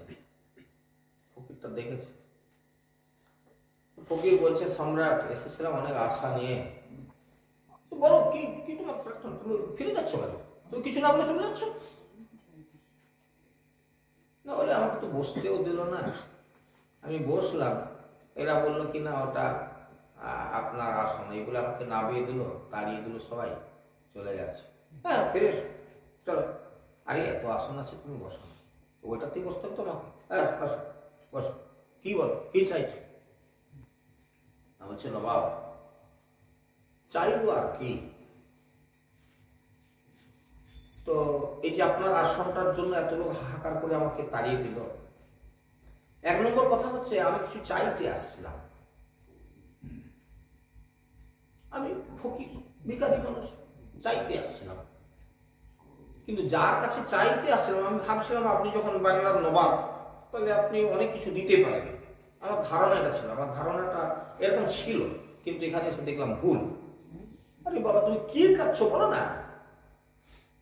বলে নবাব বলতাম, কিন্তু বলে আর লাভ কি, দেখলাম যে আমার থেকেও তো বড় ভিখারি আপনি। নামাজ করে বলছেন আল্লাহ আমাকে এই দাও, আল্লাহ নিষ্কণ্টক রাজ্য দাও, আল্লাহ ধনাগার আমার পূর্ণ করে দাও, হ্যাঁ অতুল ঐশ্বর্য দাও। দেখলাম তুমি নামাজ করার পর আল্লাহর কাছে চাইছো, আমি ভাবলাম চাইতে যদি হয় তাহলে আল্লাহর কাছে চাই, তোমাকে চাই লাভটা কি, তুমিও তো ভিখারি আর আমিও ভিখারি, তো ভিখারির ঘরে ভিক নিয়ে আমার লাভ কিছু নেই, যার ভিক্ষা দিতে পারবে তার করতে চাও। কি বলেন আপনারা, কি বলেন? তোমার কেদারনাথ রায় বাবাজি আমার মতো মূর্খ লোককে বোঝানোর জন্য এই কথাগুলো বলছেন। হ্যাঁ নবাব একটা কথা জিজ্ঞাসা করো। হ্যাঁ করুন। আচ্ছা এই সিংহাসনটা আপনারই, এই জন্য আমি ওটাতে একটু বসে ফেলছি, আমার ভুল হয়ে গেছে, আমি ক্ষমা চেয়ে দিচ্ছি। সবাই আমাকে ওখানে আমার খুব ধিক্কার করলো, আমি চলে যাচ্ছি সেই জন্য। তো যাই হোক একটু কথা জেনে যাই অন্তত যে নবাব আচ্ছা কতদিন আপনি এই সিংহাসনে বসতেছেন, কতদিন বসছেন? না প্রায় 10 বছর আমি সিংহাসনে আছি। ও 10 বছর। আচ্ছা নবাব এই সিংহাসনটা কি আপনি তৈরি করছেন? বলে না না সিংহাসন আছে, যেমন প্রধানমন্ত্রীর একটা সিট, আজকে আমি কালকে তুমি কালকে রাধাসাদ ইত্যাদি আছে, কিন্তু আসনটা মানে এই যে এটা তো করেই আছে নাকি, প্রধানমন্ত্রীর সিটটা আছে, তো আপনি কতদিন বসেছেন? না 10 বছর। তাহলে আসনটা আপনি করেননি তো? বলেন না এই আসন তো ছিল, তো এই আসনে এর আগে আপনার আগে কে বসতেন? না আমার পিতা। তিনি কত বছর বসছেন? হ্যাঁ তিনিও এরকম 10 বছর 12 বছর বসছেন। ও আচ্ছা আচ্ছা আমার এটা জানা ছিল না। আচ্ছা আপনার পিতার পূর্বেও কি আসনটা ছিল না? বলে হ্যাঁ। তো তার আগে কে? বলে আমার ঠাকুরদা বসতেন। তিনি কত বছর? তিনি প্রায় 15 বছর এরকম রাজত্ব করে গেছেন। ও আচ্ছা নবাব একটা কথা জিজ্ঞাসা করুন। না হ্যাঁ বলুন। না বলে একদিন আপনার ঠাকুরদা বসতেন, একদিন আপনার বাবা বসতেন, আজকে আপনি বসছেন। আমার মনে হয় একটা সময় আসবে যেদিন আপনি থাকবেন না, অন্য একজন যেমনি বলেছে যে তোমার গদি থাকবে নি, মাথা খারাপ হয়ে গেছে নবাব। বুঝতে পারছেন কথাটা? আমার যদি গদিটা কেড়ে নেবার কথা যদি কেউ বলে দেয় আমার মাথা গরম হয়ে যাবে। তাহলে আপনার একদিন আপনার ঠাকুরদা ছিল, একদিন আপনার বাবা ছিল, আজকে আপনি আছেন, তাহলে এটা নিশ্চিতভাবে ধরে নিতে হচ্ছে যে আপনারও বেশি দিন স্থায়িত্ব নাই, চলে যেতে হবে। যেই না মনে হচ্ছে পালায় মুখ সামলে কথা বলে না। বলে আমার কি বলা ভুল হয়ে গেল নবাব? এরকমই তো দেখলাম আপনার ঠাকুরদার আর কি বসতে পারলেন না, তোকে চলে যেতে হলো। আপনার বাবা কি আর বসতে পারলেন না, চলে যেতে হলো। তাহলে সময় যার যখন আসবে ওই আসন থেকে নেমে যেতে হবে, আসনটা থেকে যাবে। সেই আসনটায় আমি একটু বসতে চাইছিলাম, তাহলে আমাকে এরকম তাড়ি দেওয়া হলো কেন? আমি একটু শখ করে বলি তাহলে বসবো, তা আমাকে সবাই মিলে একদম ধিক্কার টিক্কার দিয়ে গালাগালি করে আমাকে বের করে দিচ্ছে। বলে এই পাশে এত আসন আছে, তুমি বসো না। বলে না, আমি আর বসবো না। তো আপনি নবাব, অনেক ক্ষমতা আছে আপনার, আপনি এখন যা খুশি করতে পারেন, ইচ্ছা করলে এখন আমার গর্দানও নিয়ে নেবেন। এখন যে বলা মাথা মতো মাথা তুমি আমার কাটা যাবে বাবা। তো সুতরাং আপনার খুব পাওয়ার আছে। আমার একটা কথা ছিল, আমি তো ফকির মানুষ। ফকির মানে কি? আজকে গাছ তোলায়, কাল হাট চালায়, কি এই করে আমার জীবন কাটে। আমার কাছে একটা জানেন নবাব, খুব মূল্যবান জিনিস আছে আমার ঝোলার মধ্যে, দাম অনেক। আমার শুধু ভয় হয়, আমি ফকির মানুষ, কবে হাট চালায় থাকবো, কবে ইয়েতে থাকবো, মাঠে থাকবো, তার কোনো ঠিক নাই। এই সম্পত্তিটার জন্য আমার খুব ভয় হয়। বলছিলাম যে এটা যদি আপনার কাছে রেখে যেতে, যে আমার ইচ্ছা আর কি। নবাব বলে তাহলে কি নাই দামি জিনিস, যাদের আছে তাদের তো ঐশ্বর্যের প্রতি লোভ থাকে, বলে মনে হয় যে ফকিরের কিছু সম্পত্তি সত্যি আছে, সত্যি ফকির আর কদিন বাঁচবে, তাই যদি রেখে যায়, যদি মরে যায় তাহলে আমারই হয়ে যাবে। সম্রাট আকবর চিন্তা করলেন, বলে ঠিক আছে, তাহলে কি রেখে যেতে চাও রেখে যাও, কোনো অসুবিধা নাই। বলে ঠিক আছে নবাব, তাহলে ভেতর দিকে চল। এই বলে রাজপ্রাসাদের মধ্যে ফিরে গিয়ে ঝোলার মধ্য থেকে একটা ছোট কাঠের বাক্স বের করল, চাবি দেওয়া আছে। বলে নবাব, এই কাঠের বাক্সটা আপনার কাছে রেখে যেতে চাই। আপনারা ভুলে যাবেন না কি প্রশ্ন থেকে বলে বাবাজি সন্ধ্যাবেলা সে গল্প করতেছে নবাবের। না না, গল্প করিনি। কি কথা বলছি না, সম্পত্তির মধ্যে জীবের কোন সম্পত্তি সে ভুলে যাবেন না, যে বলে বাবাজি কি গল্প সল্প করতে আরম্ভ করলো। হ্যাঁ, এই জন্য ভিত্তি থেকে দূরে চলে যাবেন না। ওই জন্য মাঝে মাঝে মনে করিয়ে দিই যে আপনারা গল্প শুনতে শুনতে গল্পের দিকেই চলে যাবেন, ইফাজের দিকে আর লক্ষ্য থাকবে না।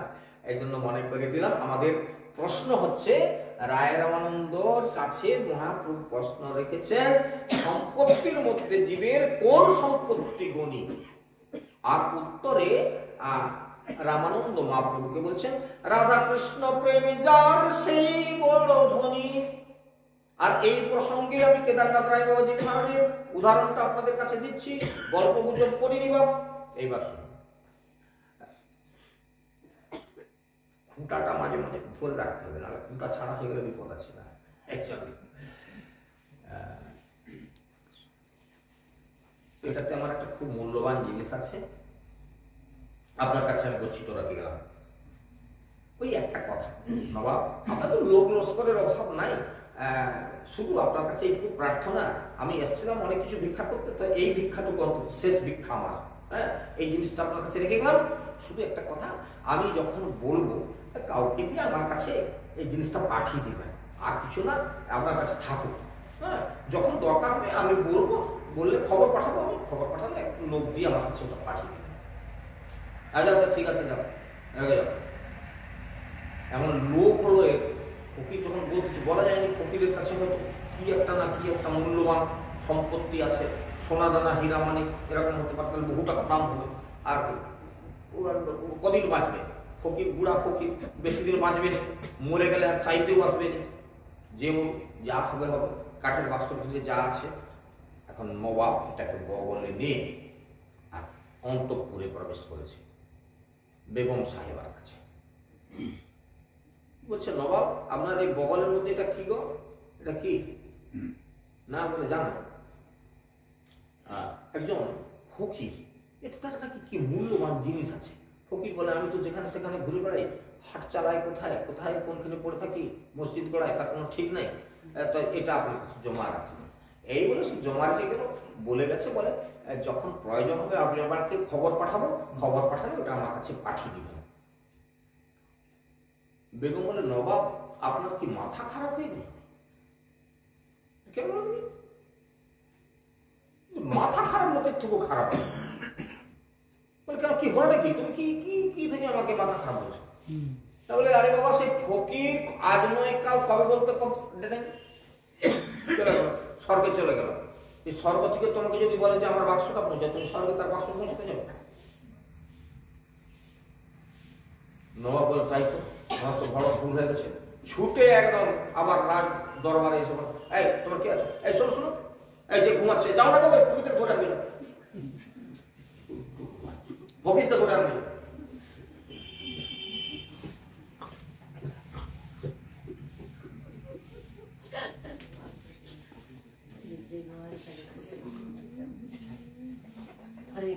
ঘুমালেই ফকির ধরতে পাঠাবো না। তোমার কি আছো, যাও তো ফকির কত দূর গেল, দেখো ফকিরকে ধরে। নবাবের লোক গিয়ে ও কিছুটা রাস্তা গিয়েছিল, বলছে ফকির সাহেব নবাব আপনাকে ডেকে পাঠিয়েছে, চলো। ও আচ্ছা ঠিক আছে, চলো চলো। বলছে সম্রাট কিছু বলবেন? শোনো ফকির, তোমার এই জিনিস আমি রাখতে পারবো না। এই তো রাখলেন, এর মধ্যে আপনার মাথা খারাপ হয়ে গেল, এটা রাখতে পারবেন না। আমি ছোট করে দিচ্ছি, না ছোট করে দিচ্ছি, এতক্ষণ পারবেন না, বাক্সটা বেশি বলো না, এইটুকু কাঠের বাক্স, এটাকে আমি ছোট করে দিচ্ছি। আর ঝোলার মধ্য থেকে চাবিটা বের করলেন, তালাটা খুললেন, খুলে ওর ভেতরে কি আছে ভগবান ছাড়া কেউ জানে না। সে একটা কাপড় জড়ানা জড়ানা জড়ানা জড়ানা কি একটা সম্পত্তি আছে। নবাব দিয়ে আছে, কি বাড়ায় দেখুন, খুব মূল্যবান জিনিস আছে, তো কি এমন মূল্যবান জিনিস, কাপড় জড়ি জড়ি জড়ি জড়ি রাখছে বাক্স ভর্তি করে, কি জিনিস। সে কাপড় জড়ান খুলতেই আছে খুলতেই আছে খুলতেই আছে, সে জড়ান খুলছে। নবাব দাঁড়িয়ে দাঁড়িয়ে এরকম দেখতেছে একদম, বলে কি নাই কি বেরাবে, সে কি বেরাবে ভিতর থেকে, যেটা বেরালো কি না, সে লাস্টে যে সব কাপড় খুলে দেওয়ার পর এই যে মায়েরা যে সূচ ব্যবহার করে না বোতাম লাগানোর জন্য, সে পাখি সূচ একটা বের করে, পাখি সূচ এতটা। বলছে নবাব এই এত বড় জিনিসটা আপনি রাখতে পারবেন না, এইটা রেখে দেন, এ মুখ দাম, এক সূচের দাম লাখ লাগালো,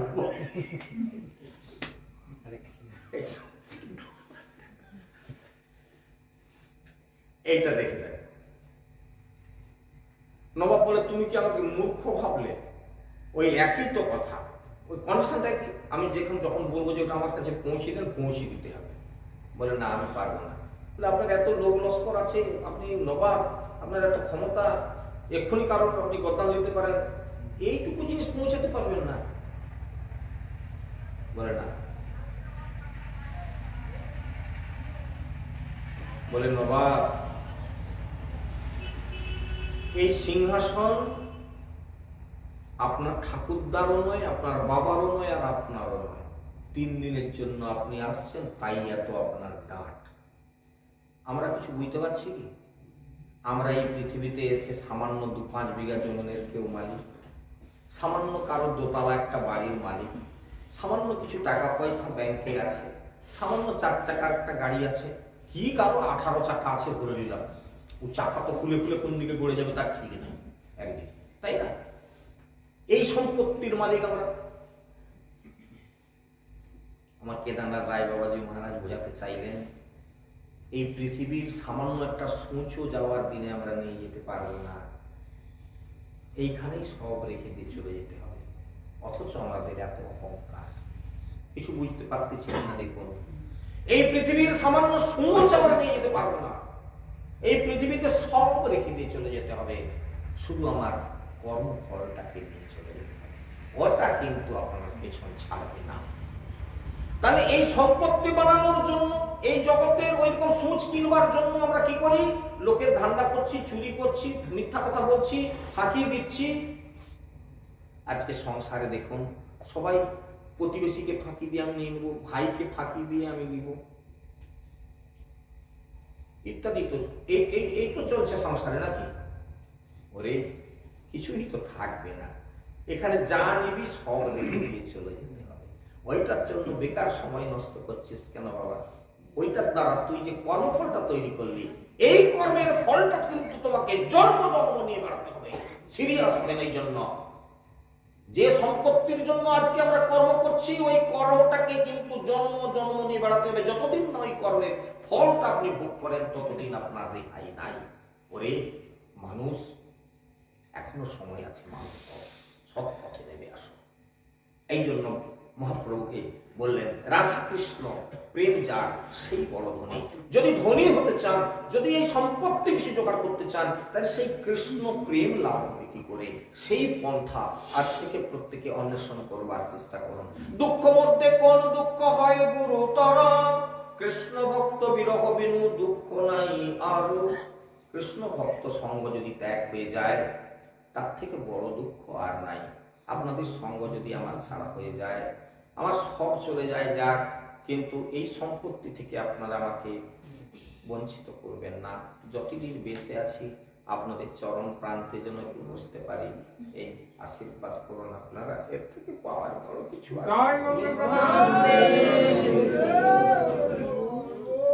মুক্ত মধ্যে কোন জীবী মুক্ত করি মানি।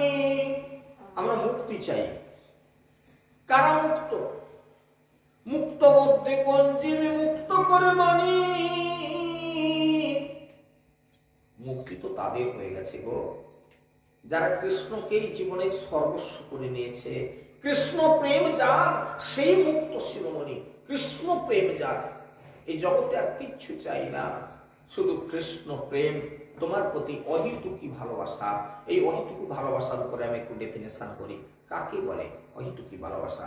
আমরা আসলে এই পৃথিবীর মানুষ যাদের মধ্যে অন্তত কিছু কৃষ্ণ ভক্তি জন্মেছে। কিরকম ভক্তি জানেন? আমাদের ভক্তিটা কিরকম? কন্ডিশনাল ভক্তি। কন্ডিশনাল ভক্তি। প্রভু, আমার যদি একটি পুত্র সন্তান হয়, আমি অষ্টপ্রহর মহোৎসব দিব।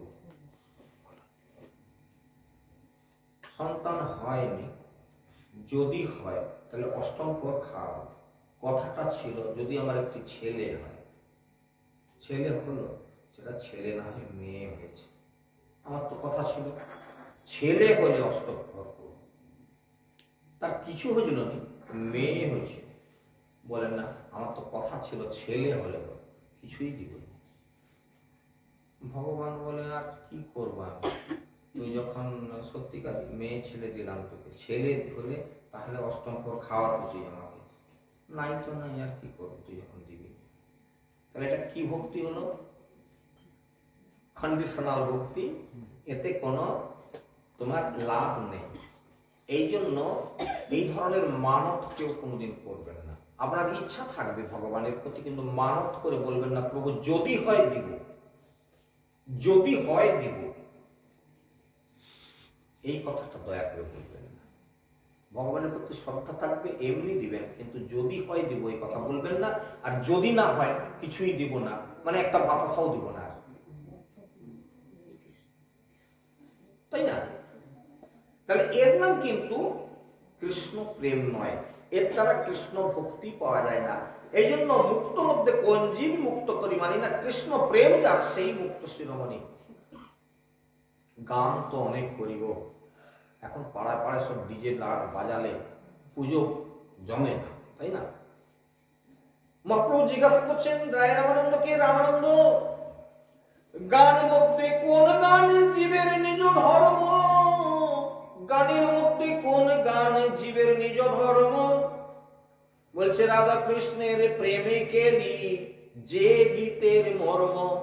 যে গানের মধ্যে কৃষ্ণ কথা নাই, যে গানের মধ্যে কৃষ্ণ প্রেম নাই, যে গানের মধ্যে কৃষ্ণ লীলা নাই, সেরকম গান না গাইবাই ভালো। সেই গান করলে কি হয় না, ব্যাঙ যেমন ডাকলে সাপ তাকে ধরে খায়, ঠিক সেই রকম কোলাহল। মহাজন বললেন এটা ব্যাঙের কোলাহল।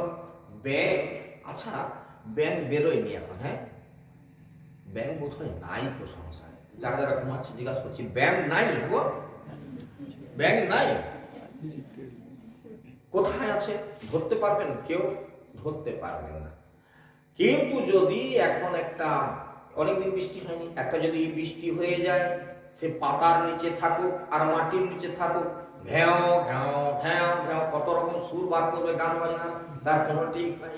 সারে গামা পাতা নিশা পার করে দিয়ে কেউ পার করে ছেড়ে দিচ্ছে। হ্যাঁ, আবার কিছু কিছু ব্যাঙ আছে মাইক্রোফোন টেস্টিং করছে, চেক। শোনেন কিছু কিছু ব্যাঙের ভাষাটা এরকম, চেক চেক চেক। আশা করি ঘুমটা আপনাদের ভেঙে গেল। বিদায় গৌর একটা কাজ হচ্ছে অন্তত এই চেক করতে গিয়ে কিছু লোকের ঘুম ভাঙছে। যাক, আমার ভালো লাগলো যে ঘুমটা অন্তত কাটলো।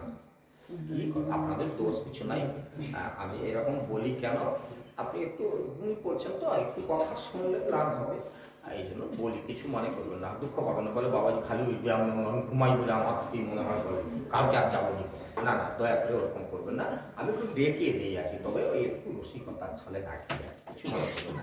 আসলে কি জানেন তো, হরি কথা কৃষ্ণ কথা হচ্ছে শুকনা জিনিস।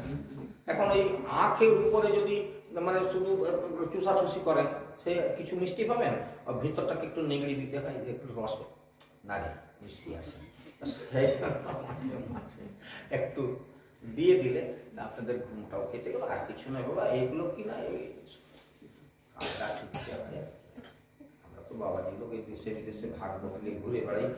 হ্যাঁ, পার্টির ব্যবসা আছে না আমাদের, তো এখন এই জন্য লোকজনকে যদি শোনাতে না পারে, কেউ দণ্ডবোধ করবে, প্রণামী দিবে, প্রণামী তো রোজগার, না এই জন্য এইসব ধান্দা শিখতে হচ্ছে, মা আর কিছু না। শ্রেয় মধ্যে কোন শ্রেয় জীবের হয় সার, শ্রেয় মধ্যে কোন শ্রেয় জীবের হয় সার, কৃষ্ণ ভক্ত সঙ্গ বিনা শ্রেয় নাহি আর। যেরকম লোকের সঙ্গ করবেন সেই রকম কথা শুনবেন। যদি এরকম লোকের সঙ্গ করেন, বলে এই যে অমুক জায়গা থেকে যে এটা নিয়ে আসতে দুর্দান্ত, আপনি শুনে ওটা শিখলেন, বলে ওইখান থেকে তার কাছে বসলেন, কোথায় কি জিনিসটা ভালো পাওয়া যায় সেইটা আপনি শিখে দিলেন। আর যদি কৃষ্ণ ভক্তের কাছে বসেন, আপনি যে কথা দিয়ে শুরু করুন না কেন, একটু চেষ্টা করে দেখবেন। জানেন গোসাইজি কি বলবো, চাষবাস এবছর তো ভালো হলো না, আর কি সংসার চলবে এবছর, সারা বছর ছেলে পুলে খাবে কি, খুব চিন্তা। জানেন ঠাকুর মশাই, খুব চিন্তা।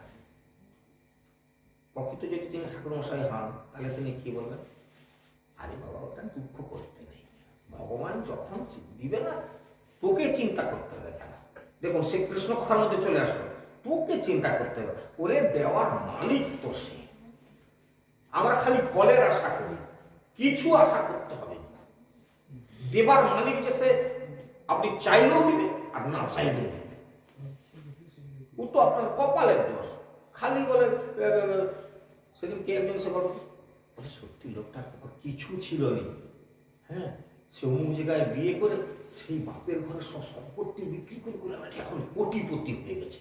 সকালবেলায় সে একজন এরকম আমাকে শোনাচ্ছে, আমি ওরে তার কপালে ছিল সে পেয়েছে। তুই এই কথা বললে তুই কি পাবি না, তোর শ্বশুর ঘরে ওরকম আছে, যার বাপের ঘরে ছিল সে তার বিক্রি করে করে আমাকে তার কোটিপতি করলো, তো তোর তো তার কপালে ছিল নাকি, তো লোকে দিলে হবে। মোর শ্বশুরের কিছু নেই, তো কি করবে, আমি লড়াই করবো নাকি, এই হচ্ছে কথা। তাহলে কি, কৃষ্ণ ভক্ত সঙ্গ বিনা সেব নাই আর।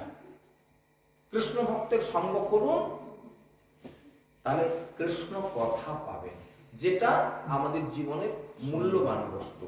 হ্যাঁ, ওই যে বললাম কি করবো, এবছর এরকম চাষবাস হচ্ছে, তো সে গোসাইজি তখন শুনতে শুনতে বলছে, ওরে বাবা কি করবি বল, চাষ তো সবাই করেছে, হয়নি তো আর কি করবি, যাক যেভাবে হয়ে যাবে, হয়তো ভগবান আবার অন্যভাবে দিবে। হ্যাঁ, মিথ্যা কথা না, যেদিকে বন্যা হয়ে হেজে গেছিল, আরে বাবা এখনই তাদের আলু গাছ বড় বড় হয়ে গেছে, আর আমাদের এখন ধান কাটা হয়নি, আবার কবে, তাহলে তাদের দেখবেন ওরা ভালো রোজগার পেয়ে যাবে। বিভিন্ন সবজি চাষ করছে, একটু পরেই তারা বাজারে সেসব তুলে দিচ্ছে, এর মধ্যে এসে যাচ্ছে বড় বড় ফুলকপি বাজার পাওয়া যাচ্ছে কি, তার এইটুকু পয়সা কাটলো কদিন আগে, তাহলে ওরা কি করে করেছিল, কষ্ট করে সেরকম করেছে। তা সেই রকম এটা হয়নি, ওটা হয়ে যাবে, ভগবান দেওয়ার মালিক কাছে দিয়ে দিবে, ওটার জন্য চিন্তা করছিস। এই যে কথাটা হলো, তাহলে কি হলো না, কৃষ্ণের প্রতি একটা ভালোবাসা সে কিন্তু প্রয়োগ করে দিল আপনার মধ্যে। আরে ওসব চিন্তা না করে ভগবানের চিন্তা কর, ভগবান দেওয়ার মালিক, যখন দেওয়ার ইচ্ছা হবে দিয়ে দেবে, ঠিক। ও চিন্তা করিস কেন যে ধান হয়নি, আরে ধান হয়নি যেমন তখন অন্যান্য কিছু হয়ে যাবে, দেখবি না ঠিক এসে যাবে। হ্যাঁ, তাহলে দেখুন এই কথাটা বলতে গিয়ে কৃষ্ণ কথা হয়ে গেল। তাহলে কৃষ্ণ কথা লোকের সঙ্গে বসছিলেন বলে কৃষ্ণ কথা হলো, আর না হলে যদি অন্য লোকের সঙ্গে বলতো কি করবো, চ তার থেকে যেদিকে দিকে মাঠে, ওই আমাদের মাঠ তো ডুবে গেছিল, এখনো জল নয়, তো ওদের মাঠের দিকে ভালো চাষ হচ্ছে, চটকা চলে আসবো, চল রাত্রে। সে হলো এরকম বুদ্ধি দিবে, ধান ভরা মাঠ হচ্ছে, ওদের মাঠে সব দারুণ ধান হচ্ছে, রাত্রে যাবো মোটর সাইকেল নিয়ে ঘ্যাঁস ঘ্যাঁস করে কাটবো, বস্তা বেঁধে লেগে চলে যাবো, চল। তাহলে সে সেরকম বুদ্ধি দিত। আর সে গোসাইয়ের কাছে পড়েছিল বলে সে কৃষ্ণ কথা বলে তোমাকে বুঝিয়ে দিল যে কৃষ্ণ দেওয়ার মালিক, তুমি তার কাছে চাও, ঠিক এ ধান দিয়ে নয়, খাত দিয়ে তিনি ঠিক দিয়ে দিবেন। তাহলে কৃষ্ণ ভক্ত সঙ্গ বিনা শ্রেয় নাহি আর, কাহার শরণ জীবে করে অনুক্ষণ। প্রতিটি মানুষের, প্রতিটি জীবের কার শরণ মনন করা উচিত না, বলছে কৃষ্ণ নামে গুণে লীলা প্রধান শরণ। শরণের মধ্যে সবসময় ভগবানের লীলা কথা, তার গুণগান, নাম জপ, কৃষ্ণ নাম জপ, এটি হচ্ছে জীবের শ্রেয়কর। ধ্যেয় মধ্যে জীবের কর্তব্য কোনে ধ্যান। আমরা মনে মনে ধ্যান করি, ধ্যান করতে করতে ঘুমিয়ে যাই, ঘুমের মধ্যে স্বপ্ন দেখি আমি রাজা হয়ে গেছি, তারপর ঘুম ভেঙে গেল, হঠাৎ দেখি না ছেঁড়া চাটায় ঘুমিয়ে আছি। তাহলে ধ্যান করতেছি, আমরা কি ধ্যান করতেছি না, অনেক সম্পত্তির মালিক হয়ে যাবো, আমি একদম এরকম জায়গা হয়ে যাবো, ইত্যাদি ইত্যাদি। তাহলে এই ধ্যান করলে এরকম তুমি স্বপ্ন দেখবে, সকালবেলা উঠে দেখে না ছেঁড়া চাটা সম্ভব। এই জন্য ধ্যেয় মধ্যে জীবের কর্তব্য কোন ধ্যান, বলছে রাধা কৃষ্ণ পদম্বুজ ধ্যান প্রধান। সর্বত্যাগী জীবের কর্তব্য কাহা বাস। সবকিছু ত্যাগ করে কোথায় বাস করতে হয়, বলছে ব্রজভূমি বৃন্দাবন যাহা লীলার রাস। যেখানে লীলাভূমি, সেই লীলাভূমিতে বাস করা কর্তব্য। আজকে এই পর্যন্ত করেই বিশ্রাম করবো, এরপরে আরো অনেক কথা আছে, আগামীকালকে আমরা সেগুলো শ্রবণ করবো। কোথায় বাস করা কর্তব্য না, ব্রজভূমি বৃন্দাবনে বাস। কেন সেখানে বাস করব না, এটা হচ্ছে ভগবানের লীলাভূমি। এই লীলাভূমির ওই যে মাহাত্ম্য, এই কথা সম্পর্কে আমি খুব বেশি আর এখন সময় নেই, খুব সংক্ষিপ্তভাবে একটা কথা বলি। এই ধামগুলি হচ্ছে লীলাময় ধাম, এগুলি চিন্ময় ধাম, এর প্রাকৃত সম্বন্ধ রহিত। কোনো প্রাকৃত মাটি ভাববেন না, আমার বেউচা গ্রামের মাটি আর বৃন্দাবনের মাটি এক না বাবা। এইখানের আসল গাছ বট গাছ আর ওইখানকার আশ্বত্য গাছ বট গাছ দুটো এক না। তাহলে তো এখানকার মানুষ আর ওখানকার মানুষ এক না। আমার কেন এরকম মেদিনীপুর জেলায় এরকম একটা হুড়া মাটিতে জন্ম হলো, তার কেন অপ্রাকৃত চিন্ময় ধাম বৃন্দাবনের মাটিতে জন্ম হলো? তার কর্মফল ভালো ছিল, বৃন্দাবনে জন্মেছে, ভাই আমার তো জন্ম বৃন্দাবনে হয়নি। তাহলে কি এই হচ্ছে অপ্রাকৃত লীলাময় ধামের পরিচয়। সেই জন্য আমাদেরকে কি করতে হয়, আমাদেরকে একটা কাজ করতে বলা হয়েছে। প্রতিটি মানুষের কর্তব্য তীর্থবাস, তীর্থে গিয়ে বাস করা, তীর্থে বাস করা। এই জন্য সময় সুযোগ পেলে একটু তীর্থে চলে যাবেন, 1-2 রাত্রি কাটিয়ে আসবেন, 10 রাত্রি কাটিয়ে আসবেন, ভগবানের মন্দিরে থেকে একটু সেখানে ভজন কীর্তন একটু শ্রবণ করবেন, বাবাজিদের কাছে একটু ভাগবত কথা শুনবেন, ইত্যাদি ইত্যাদি। হ্যাঁ, এই জন্য তীর্থবাসের কথা বলা হয়েছে। সুতরাং ব্রজভূমি বৃন্দাবন যাহা লীলা রাস, হ্যাঁ, রাসলীলা পর্যন্ত হতে হচ্ছে, যেখানে সব থেকে উন্নত লীলা, হ্যাঁ, সেটা আস্বাদন করা যাবে বৃন্দাবনে গেলে বা ধামে বাস করলে। আজকে চৈতন্য চরিত্র কথা এই পর্যন্ত বিশ্রাম করি। পরের দিনকে আরো এরকম অনেক মূল্যবান প্রশ্ন নিয়ে রায় রামানন্দের সঙ্গে কথোপকথন নিয়ে আগামীকাল ফিরে আসবো। এখানে রাখলাম শ্রী চৈতন্য চরিত্র কথা।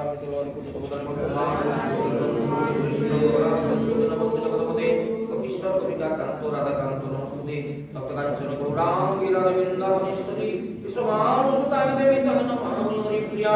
হরে রাম হরে রাম হরে রাম কেবলম করো নাস্তিব নাস্তিব নাস্তিব গতিরন্যথা। হরে কৃষ্ণ কৃষ্ণ কৃষ্ণ হরে হরে, হরে রাম